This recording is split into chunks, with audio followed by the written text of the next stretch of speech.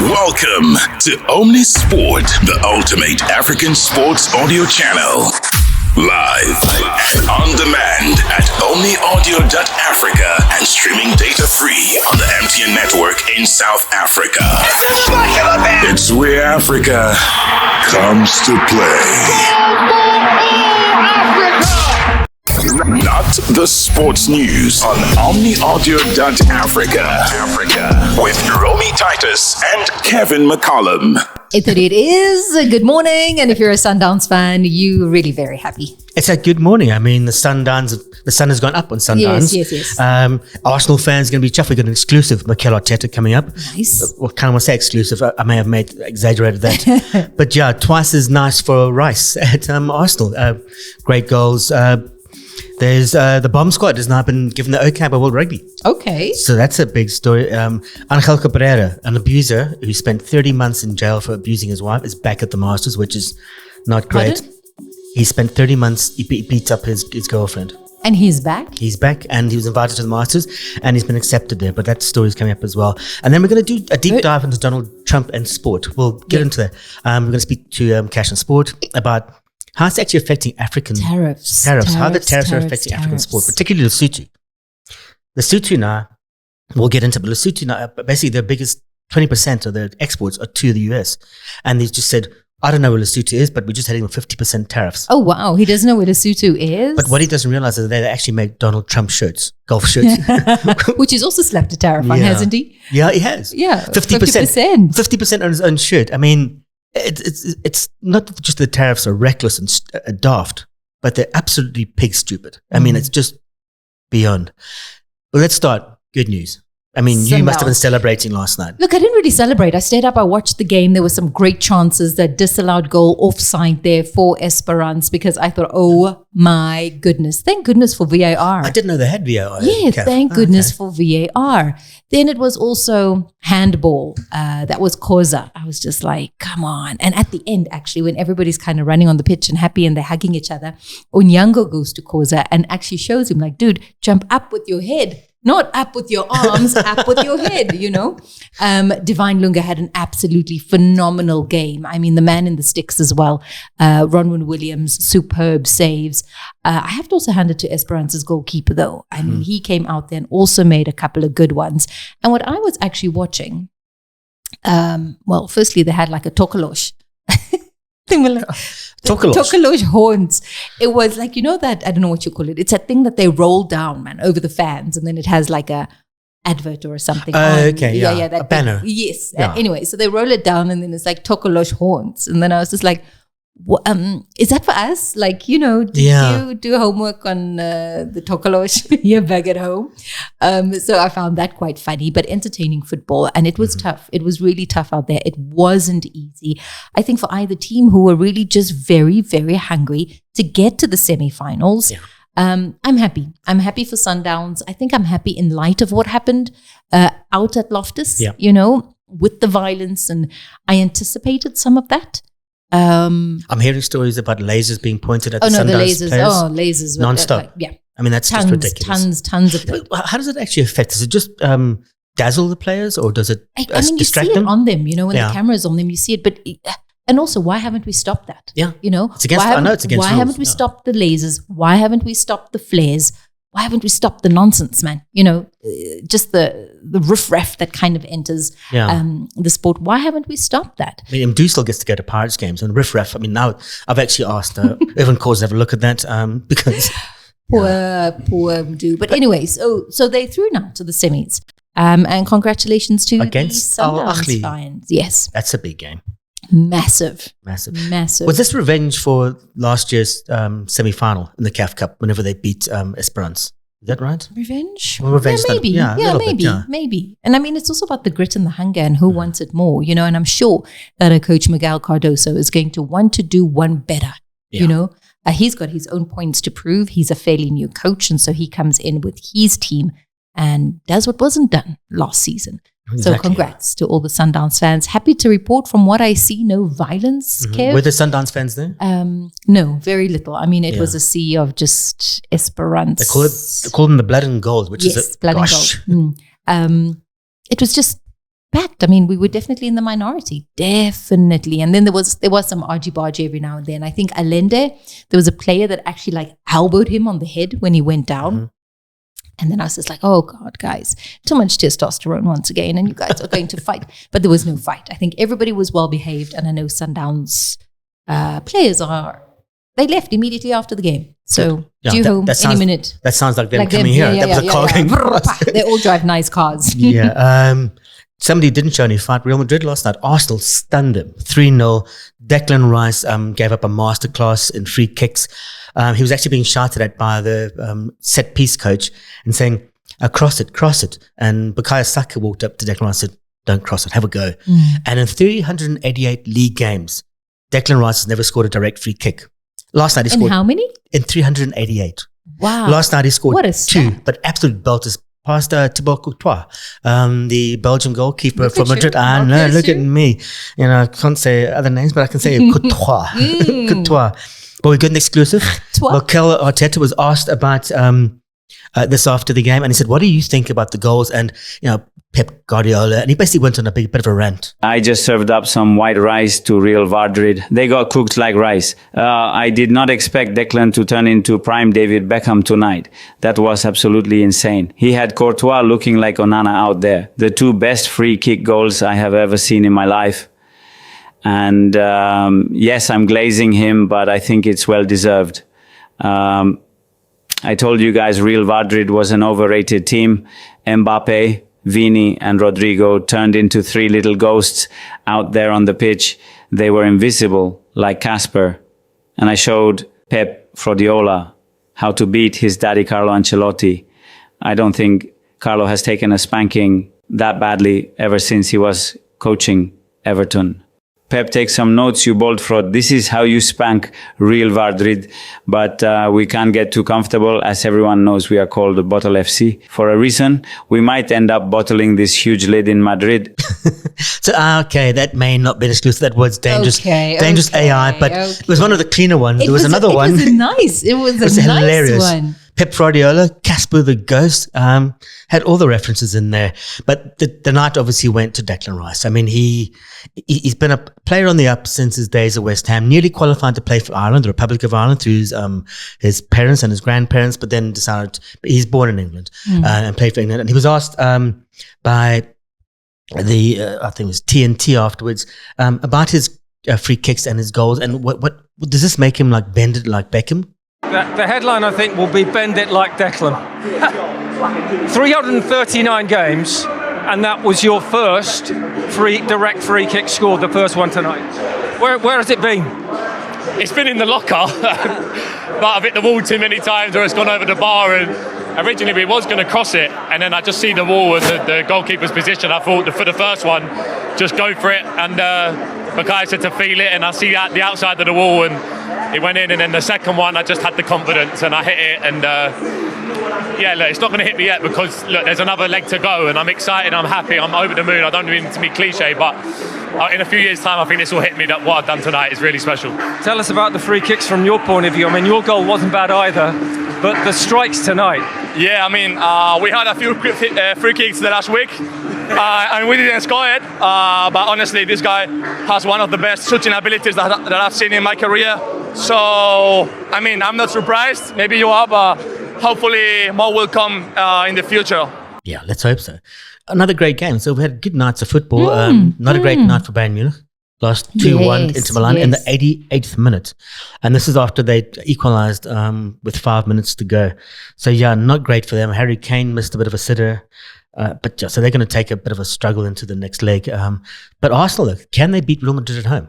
This is the thing, can they go to the Bernabeu and do the same thing? Oh, yeah, can they? Yeah, as the AI said, they are called Bottlers FC for a good reason. A person who will be having to suck on a bottle for a long time is Henko Fenta, South African player, born player who plays for Glasgow. But it looks like he played his last match for Glasgow. He's been handed a 6-week ban for making contact with the eye of Dan Cole, who's the Leicester Tigers prop. This was in the second minute of the Champions Cup last 16 meeting between the two teams at Scottstown last Saturday. So, but was it reckless or was it intentional? Well, what I see in the video, there's like a GIF, yeah. So Dan Cole had him in a bit of a headlock on the ground, and he took out of it, reached around like that, and almost like, it was trying to slap him. And he understands that I shouldn't put my fingers towards his face, and he said I admitted guilt, and it was reckless, but it wasn't intentional, and that's what got him a lesser ban. Lesser ban. It could have been 12 weeks, which has been given before. Our Gaji's pretty much gone out of the sport, I think, because of the cameras and because players are more aware of their responsibilities to their fellow players. But yeah, it's in contravention of law 9.12. So they had to uphold this. He was cited and they upheld the citing, but he's off to go play in France anyway. So this will probably be his last game for the Glasgow Warriors, which is a pity. He's been a bit of a journeyman. Played for the Sharks, played for Free State, and gone over and actually been a success there. Right. Yeah. Yep. Sorry. Go ahead. No. I was going to say another success has been the Bomb Squad, World Rugby. They admit that we're right. No medical evidence at 7-1 bench splits. Yes, will lead to more injuries, and the governing body has no plans to outlaw the tactic. Yeah, so there's no medical evidence. So it's basically a bunch of people saying it's against the spirit of the sport. It's mainly because Rusty Erasmus invented it, and they saw how it worked when we beat New Zealand in that warm-up game before the 2023 World Cup, when they absolutely pummeled them at Twickenham. I mean, absolutely destroyed them. And then they've used it again, but then they usually use the 6-2 split. So it's 6 forwards, 2 backs. And then France started using it, and France then have smashed England, Wales, using the 7-1 split. So suddenly if France use it, it's okay. It's okay, because they were saying here, this is World Rugby's chief exec, Alan Gilpin. He said, and I quote, "We looked at it from a science medicine perspective. There was a distinctive view that a bunch of fresh players coming on with 20-30 minutes to go is going to create more injurious position. And the science said that it's not the case. So there's no reason from that perspective to look at how we might do replacements differently. Ultimately, there's a lot of different ways to win a rugby match." Well, I have to agree. Exactly that. So what they want to happen in rugby is to open up the game at the end. So they want players to be fatigued. And now they've given substitutes as tactical substitutes, rather. It used to be just pure injury substitutes. But then teams started making stuff up. They're saying, no, he is injured. And he wasn't injured. He was just like sort of going down, my head.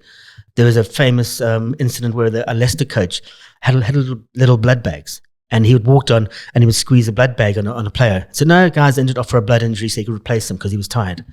But now what the game is doing, so players are getting fatigued, and you're almost waiting for that 20 minutes, and it's the most exciting thing. You watch the Bomb Squad come on, and it's like the orcs of Middle Earth from Lord of the Rings coming on. You go, uh-oh. But then, I mean, next month, they're also voting on whether to introduce permanently into law a 20-minute red card. Yeah, so that it makes sense. So basically somebody gets a red card, or let's say he gets a yellow card, goes to the bunker system, gets a red card, then he's off for the game. But then it only affects the game for 20 minutes instead of, let's say, 60. The World Cup final, whenever Sam Cane got sent off, that affected the World Cup in terms of New Zealand, even though we only still won by 1 point. But it still rugby's that game, that's that finer margin. Football, if you get a player sent off, you can sometimes compensate, and sometimes 10 players are harder to play against than 11. Yeah. So yeah, it'll be good. Different. I think so. I don't really like this next story, but you can share it. I'm just going to say, Angel Cabrera, former Masters champion, served 30 months in jail for charges including domestic assault, and now he's returning to play in the Masters on Tuesday next week. So he returned this week. He's going to be playing this weekend. He's 55. Yeah, Adam Scott, former winner, said he was thrilled to have him back. I can't wait to see him. He's a happy thing for me. Another player said, no, it's great to see him around. I mean, what is going on? So his former girlfriend, Cecilia Torres Mana, accused him of physical abuse. Mm-hmm. And the court was showing a video in which he told her she was going to end up in a cemetery. Oh, wow. She says she believes her family's still at risk. And his ex-wife, Silva Rivera, also accused him of physical assault. Another girlfriend, alleged domestic violence. I mean, yeah, what kind of example are we setting here for sport? But then isn't that also the same? Was it ASA? Was it a track athletics coach that also ended up back after being found Stephen Swartz, he was away for knee Correct. kicks. Yeah. Stepfather. Yeah. Let's end with a happy story. Oh, And please do. This makes me feel good. let's. Evan Johnson, he's a 21-year-old student from Arizona, and this is great.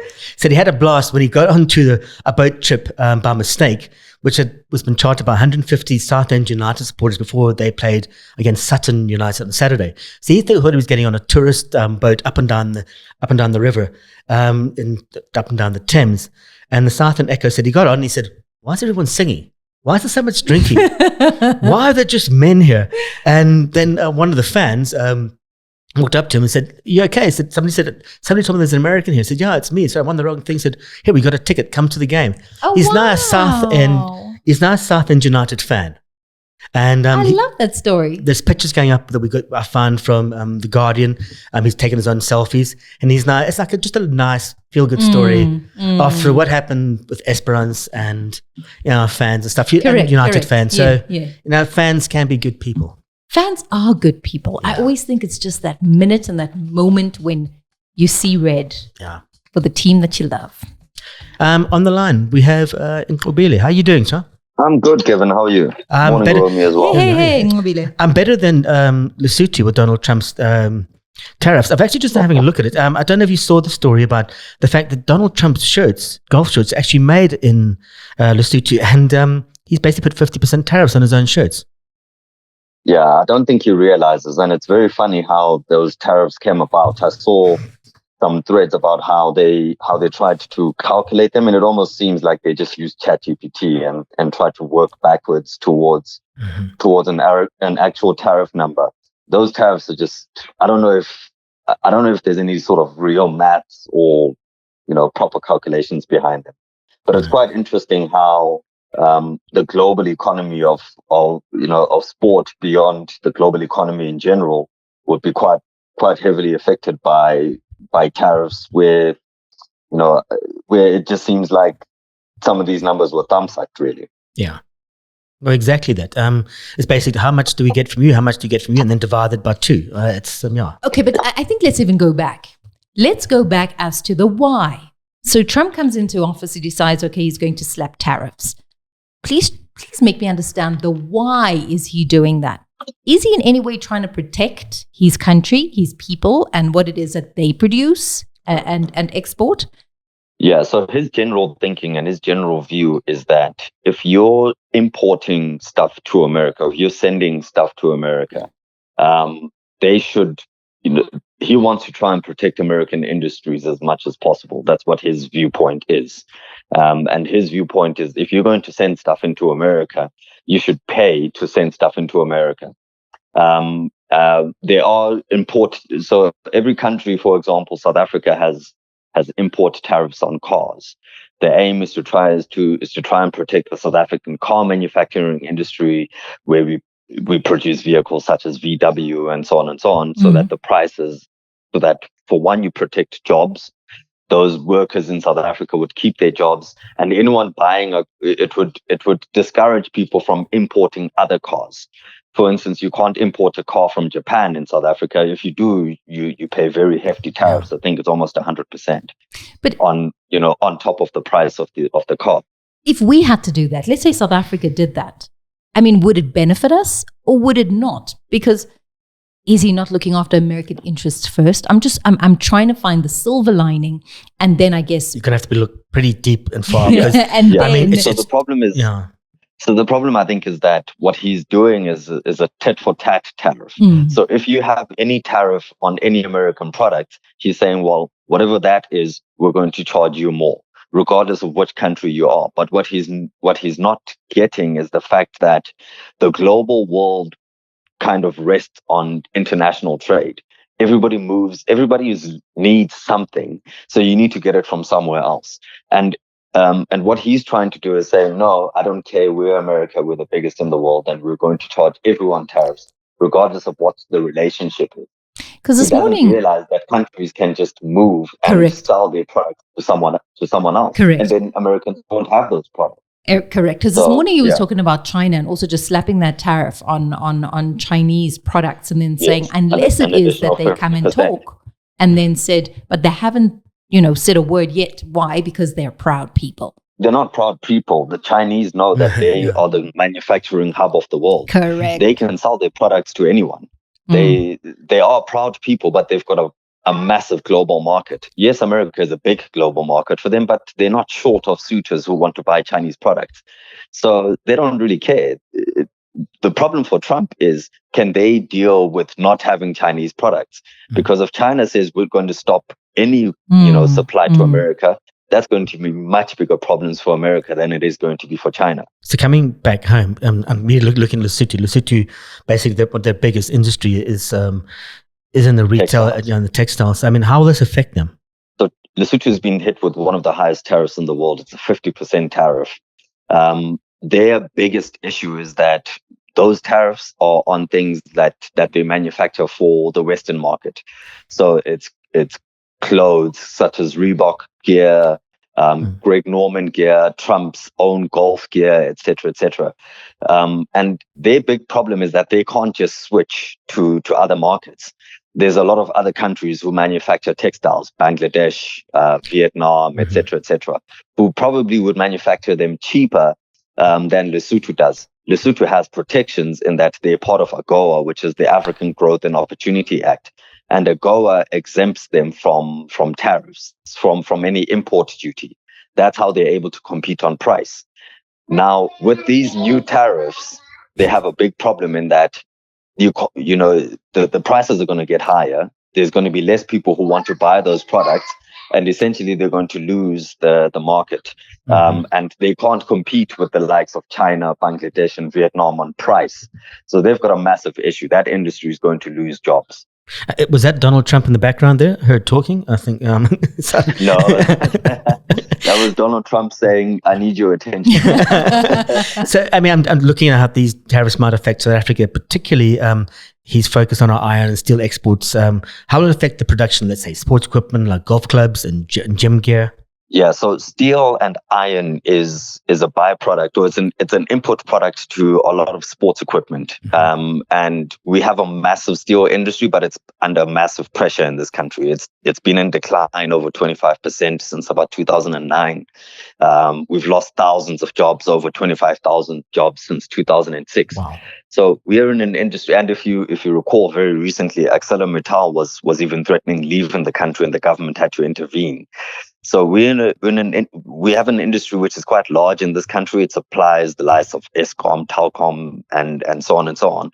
But it also produces a lot of raw steel and stainless steel for America, and that ends up getting used in gym equipment and all sorts of other things which the Americans need. That the American sports industry needs. But our problem is that if those exports stop, our steel industry is going to be in further trouble. It's already in trouble now, but it's going to be even worse.